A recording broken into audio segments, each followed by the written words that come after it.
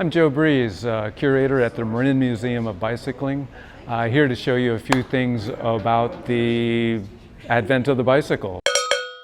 1868 Michaud, built in Paris, from the first commercial maker of a pedal bicycle. From the 1860s, late 1860s, they were getting into bicycle racing already. The velocipede you see here transitioned into the high wheel bike. Their gear is just the diameter of the front wheel, and so a bigger wheel allows you to go further down the highway for each pedal revolution.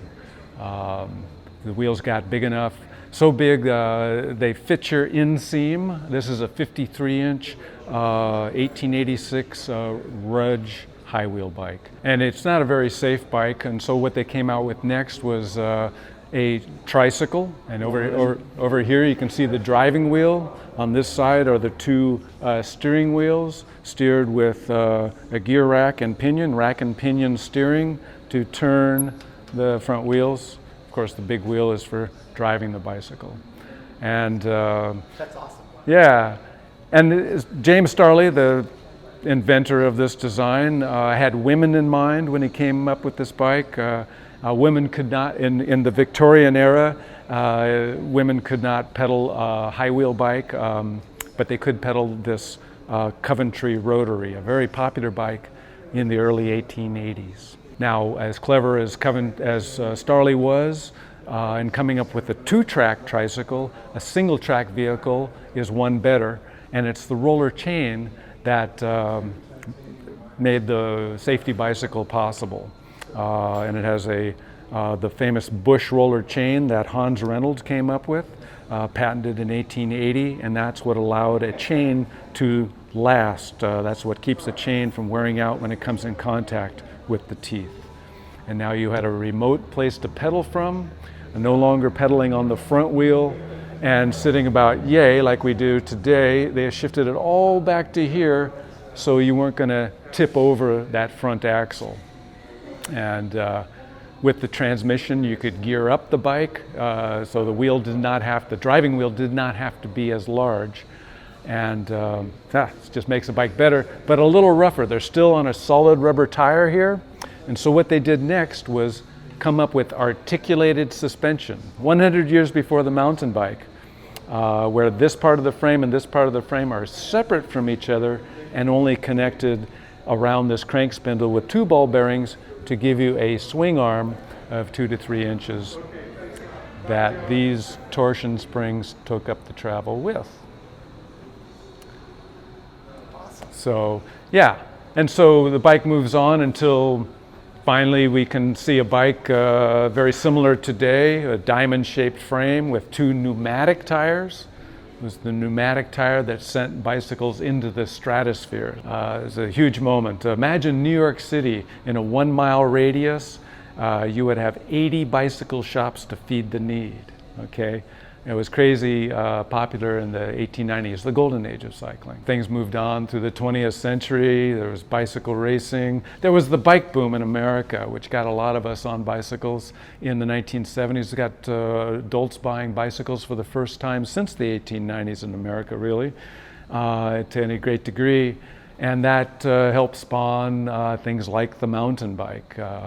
Here you can see a shot of some of us in our road racing club and Velo Club TAM, and maybe some names you know, like Gary Fisher and Charlie Kelly, back in 1975. And we saw guys riding on Mount Tam as we were out riding our road bikes, and I thought we'd try it too. And so we were riding these old Schwinn's. Here's a 1941 classic era Schwinn. I mean, this was the ubiquitous bike of the day back in 1941. This was for kids to look like a motorcycle. 30 years later, we'd find them in the junkyards and repurpose them to ride down Mount Tamalpais. Somebody, of course, is going to say, well, you know, I'm fastest down the hill, and there's got to be a race to figure out who really is the fastest. And that was the famous Repack race. You can see this course just west of town here drops in 2 miles, drops 1,300 feet, 52 turns. And of course that that first race solves nothing because, well, if I didn't fall down or if I was there, I would have beat you. And so there needs to be another mountain bike race. And there were 24 of these Repack races, mostly in the late 1970s. And that was the very crucible of mountain biking. This is the magnet that drew all us crazy kids together from around Mount Tam to share our passion for this new bicycle. And we started just with the one-speed bikes, the old Schwinn's, the coaster brakes.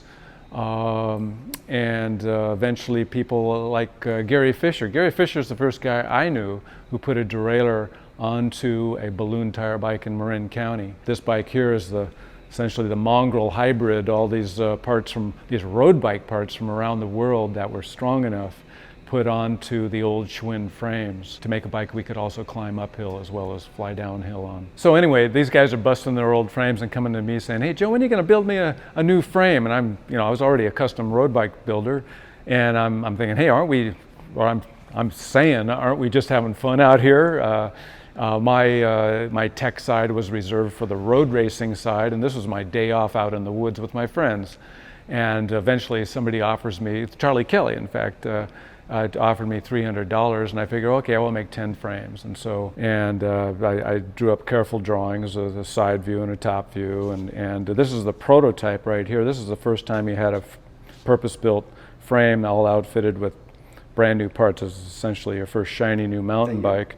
And this is me, back in 1977. In fact, I'm at the finish line at Repack, and I had just got this bike built up the night before, and I won the race, and I probably sold all the remaining frames because I'm winning the race.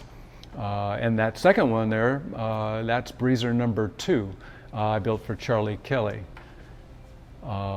And Charlie Kelly was the Repack race promoter. He put on all the 24 Repack races, clearly going somewhere. By the 6th race, people were coming from across the bay to test their mettle at Repack. By the 12th race, Owen Mulholland wrote this story, the first published story on mountain biking for Velo News magazine, and here we're mountainside surfing. This is 1978, and in 1979, a TV crew from San Francisco came out to do a segment for their evening magazine Bay Area lifestyle show, and that aired around the country eventually, and a lot of people got their first glimpse of mountain bikes. And Tom Ritchie built this blue bike here. This is Ritchie number 1, the very first mountain bike Tom ever built.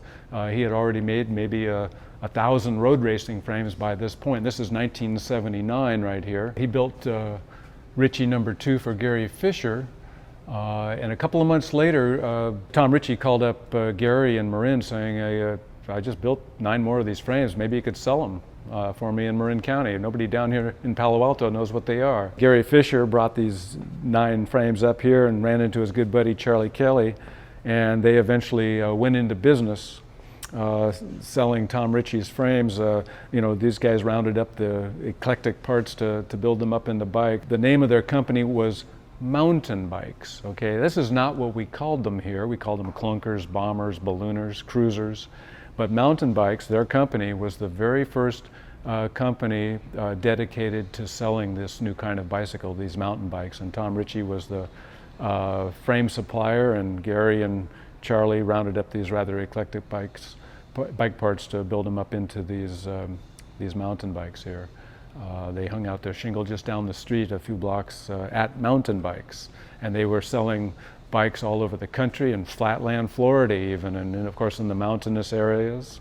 Mountain Bikes was the ground zero of the mountain bike industry, if you will. This is probably my favorite bike in the whole mountain bike collection. That's the first aluminum mountain bike ever made. Charlie Cunningham made that. That was his prototype for hundreds of mountain bikes that he would make. Oversized aluminum tubing that's heat treated. And there are many firsts in that one bike. I'm not going to go into it all right now, but the last bike on our pioneering deck is a Specialized stump jumper. Mike Sinyard, who founded Specialized back in 1974. Now Mike had a vision for where mountain biking might go and had just started making road bikes under the Specialized brand name that were built in a large factory in Japan. And Mike had the vision for where mountain biking might go, and and the wherewithal to produce them at a big factory, and doubled his marketing budget for the Stump Jumper project, and ran many ads in the magazines and had catchy taglines like, "It's not just a new bicycle, it's a whole new sport." Yeah, well, thanks for taking this brief tour through the museum, and come on in, I'll give you a lot more detail. We're open 4 days a week, Thursday through Sunday, 11 to 5.